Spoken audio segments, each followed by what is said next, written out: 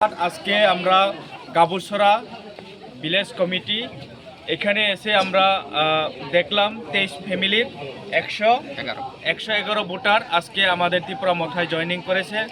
তাদেরকে আমরা বলতে চাই আমাদের মহারাজার যে লক্ষ্য উদ্দেশ্য এটাকে ফুলফিল করার জন্য এবং আমাদের ত্রিপুরা মথাকে আরও স্ট্রং এবং ভবিষ্যতে কাজ করার জন্য এবং ভবিষ্যতে আমাদের এক হয়ে ত্রিপুরাসা এবং বাঙালি যারা সমাজ আছে সবাই মিলে আমরা মহারাজার যে স্বপ্ন এবং 2028-এ আমরা চাই আমাদের যে সমস্ত মানুষ আমরা শান্তিপূর্ণভাবে বসবাস করে এই ত্রিপুরা রাজ্যকে একটা সুন্দর ত্রিপুরা রাজ্য গঠন করার জন্য আজকে এই উদ্যোগ।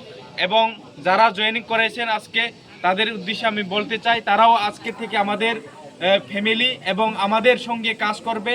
ভবিষ্যতেও আমরা তাদের সঙ্গে কাজ করব, এক হয়ে আমরা এই ত্রিপুরা রাজ্যকে আমরা শান্তিপূর্ণভাবে এই ত্রিপুরা রাজ্যকে আমরা রাখতে চাই।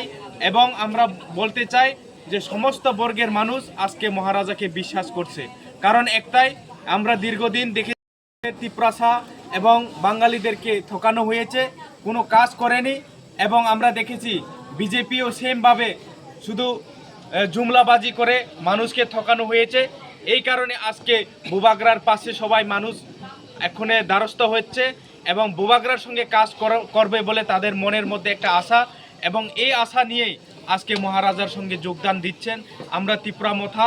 এবং আমাদের ত্রিপুরা মথাতে সবাই যোগদান দিয়ে মহারাজাকে আরও উৎসাহিত করার জন্য এবং ভবিষ্যতে একসঙ্গে কাজ করার লক্ষ্যে এই জয়েনিং বলে আমি মনে করি।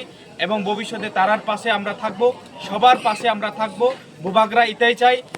বিজেপি করার পর বিভিন্ন রকমের অপমান এবং লাঞ্ছনা পেয়েছি এবং তাই বিজেপি দল ত্যাগ করে ত্রিপুরা মথা দলে সামিল হয়েছি।